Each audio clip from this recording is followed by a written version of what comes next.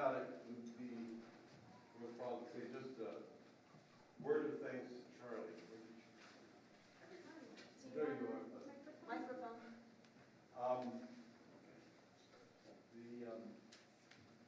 As we all know, I think one of the great tragedies of world religions, especially in this country, is the way we treated First Nation peoples. And it's a tragedy for many reasons. One being that it has been so unjust. And if you want to get some of the statistics, Charlie will certainly share them with you. The other thing, though, is that in that oppression, we lost so much of the wisdom that comes in those traditions. And the acknowledgement of Father Sky and Mother Earth, of the North, of the South, of the East, of the West. There's so much wisdom there that we lose when we don't remember it. And it's become a habit in many, many interfaith events now. And if I were to make a suggestion for this would be one, that you begin with Charlie or her peer at the beginning of these kind of conferences. I was in Toronto recently, and the first thing we did was to hear from a shaman, a native indigenous shaman who tied us to Toronto and the earth there and the people there. It was a great thing because it began us on the right track. And so, thank you, Charlie, and thank you for the blessing. We could all use it. We don't have time for long reports. We don't have time for question and answer at this point, but we do have time to share what has particularly moved you. In a phrase, maybe in a sentence, or a very short paragraph, if you could share with us what moved you, particularly things you've heard today that sound like they make sense, and maybe you could do that too, or seem like particularly good ideas. So let me invite you to stand up and to report back from your group very briefly, or to report for yourself. It doesn't need to be from your group.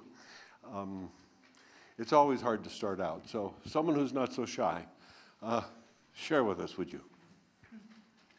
Over here. Hello, everybody. I'm reporting out for the gathering led by Leonard Joy, and it was Values and Avoiding Violence.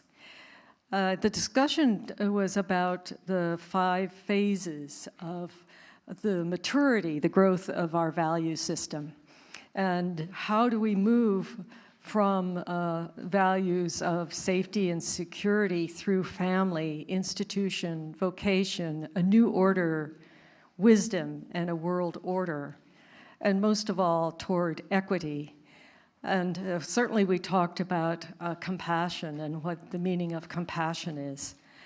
Most of what worried us or worries us is the inability for us to have a global commons to share our values, to come together and to develop our own structure for discussion globally. So we talked about imagining, having visions, but practical visions of what we would want, how we could imagine a world without violence, a world that doesn't need money, a paradise, but then modeling skills to get there. And we ended up with Leonard's suggestion that we consider a wiki of values. So we'll move on from there, and hopefully you'll be able to collaborate with us on that next project. That's a wonderful idea, a wiki on values. All the IT people here, think about it, a wiki on values. Be very powerful. Could I have another hand? Someone to report back what moved you or what you learned in that workshop. All the way back, if you can just pass this back.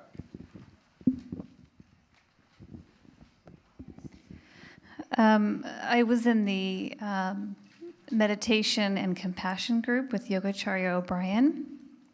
And one of the things that really moved me, was that Martin Luther King and Cesar Chavez, Gandhi, were all meditators.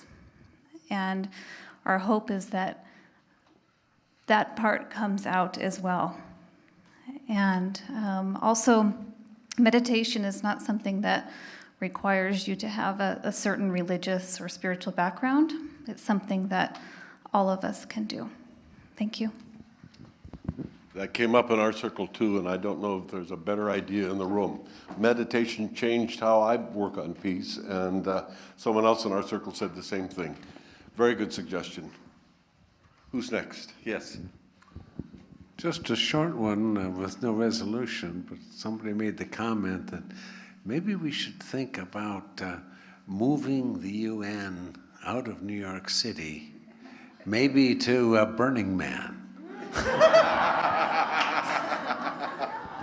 I think that would work if we had California vote on it. I'm not sure about the rest of the country. Who's the next hand? Next person to share. Come on. Here? Yes. Yeah. I'm Bob Weeks from San Jose. Speaking for myself, I'm a member of the board of directors of Carry the Vision, which we heard about earlier, of carrying forward the vision of Chavez, King, and Gandhi of a world of nonviolence. But what struck me when I was pondering this weekend and the timing of this in the general session, something came to me here. This was, I know, planned months or maybe years ago, this date, but here we are in the middle of this national conversation about how do we respond to what's going on in the world. And we don't get that opportunity very often. And you see the Congress so often in deadlock over partisanship. Well, the partisan gloves are off. They're instructed to vote their conscience. So I think it's really important that we take this opportunity to let our representatives know how we feel. And it doesn't have to be long. I think I would summarize it, and I did talking to them on Friday. More violence isn't going to help the situation. Violence does not resolve conflict. In my career as a public defender, I represented 13 people charged with murder.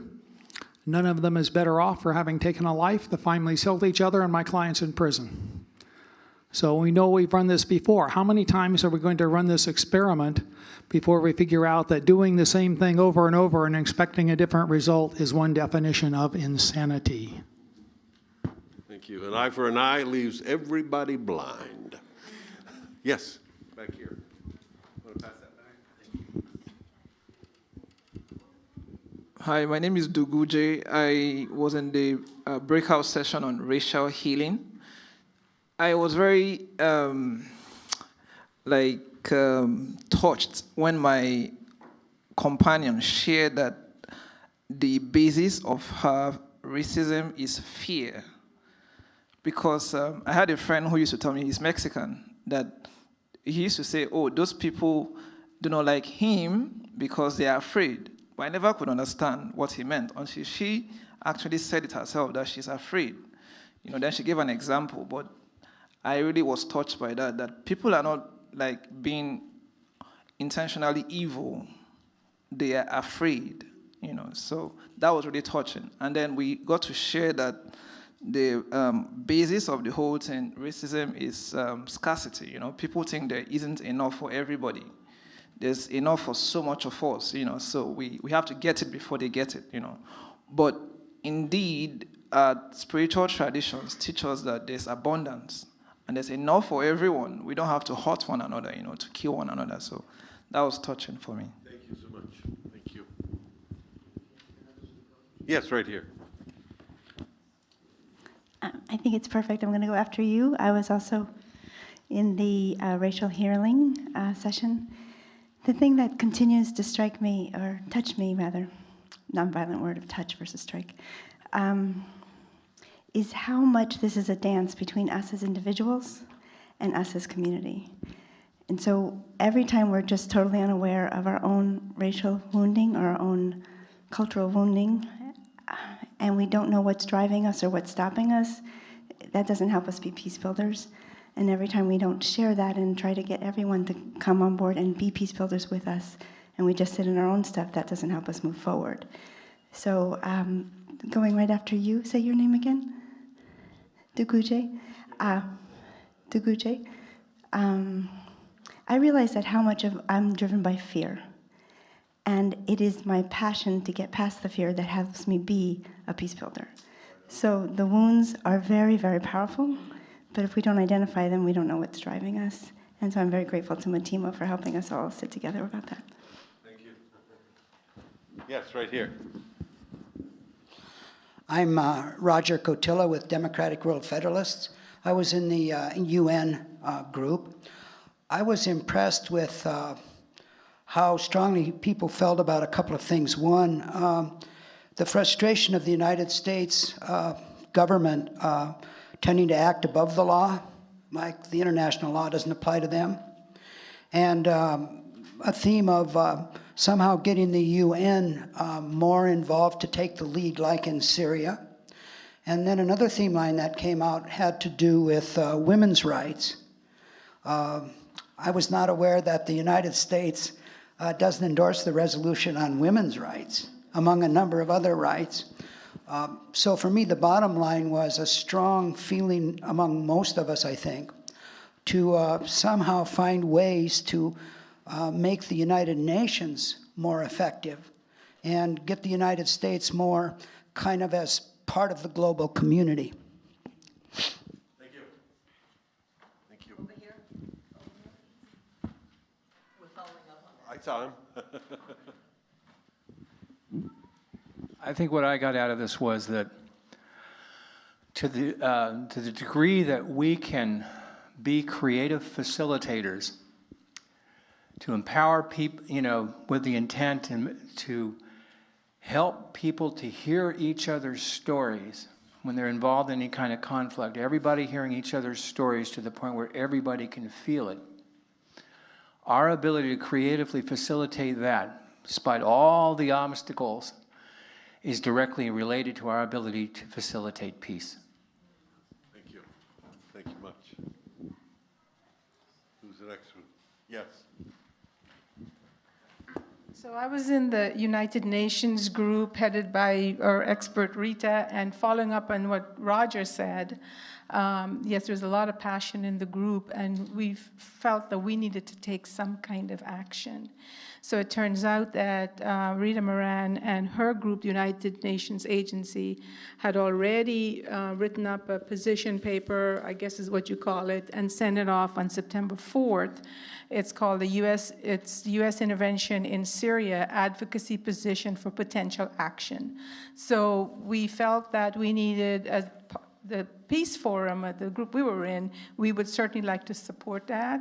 So Rita just drafted up something handwritten, and it's very brief, and it says, the Peace Forum participants, co-sponsored by the WFWP, United Nations Agency, USA, East Bay, on Sunday, September 8th in Berkeley, urges President Obama, the members of the Cabinet, the U.S. Congress, the Supreme Court to call on the UN Secretary General Ban Ki-moon, consistent with the statement issued by UNA, USA, on September 4th, concerning U.S. policy and practice with respect to Syria. And Rita is suggesting we copy this to Ban Ki-moon, the New York Times, and the Washington Post. We don't have time to send this around, get everybody's signature on it. In lieu of that, how many people in this room would like to see us move forward with that short statement? Is there anybody who thinks it's a bad idea? There you go. This is a unanimous feeling of the group that came here and met. I'd like to say one word about this whole thing between the personal peacemaking and the global peacemaking.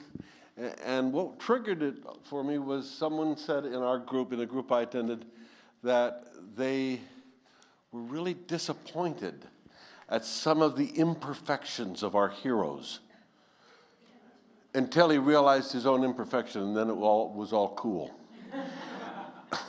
I think that's a real important lesson, because it's easy to think that, I'm not worthy. Well, look how screwed up I was last year, Martin Luther King, Nelson Mandela, and Mohandas Gandhi all had real serious family problems. They weren't perfect, any more than we are perfect. And that doesn't diminish for a second what they gave us and the leadership they provide us. So it's not a good excuse that you're not perfect or that you got problems. We're all in the same boat here, okay? Another hand? We only have time for another minute or two. Anyone else want to share? Yes, right here. My name is Mutima, and I led the Building Bridges, and I was really touched. At the end, I asked people to go to their vision and to take a bold step, and one of the participants said that he's going to write a letter to his brother. I'm going to call Boxer and Feinstein myself, and I hope everybody else thinks about that kind of thing. One last comment, any other? Yes, back in the back of the room. Take the mic, man. But opencongress.org is an excellent tool to communicate with your respective representatives and senators. And also there's a tool on there where it allows you to monitor their voting practices within Congress. Opencongress.org. Take a look at that, and you will be able to see a whole lot more than the general public does. Thank you. Let us hear it for the panel members and our speakers today.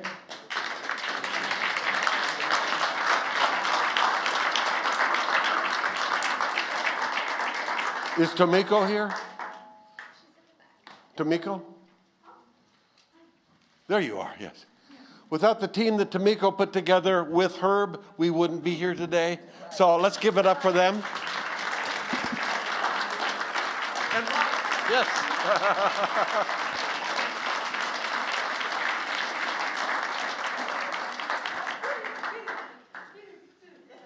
Who's the rest of the team? I mean, the rest of the planners. Everyone who helped with this. Hey. Okay.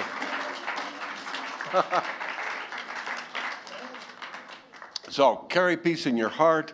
Thank you, Herb. This has been a great event every year, but it gets better and better. The music, the food, the fellowship, but mostly the presenters. Thank you so much.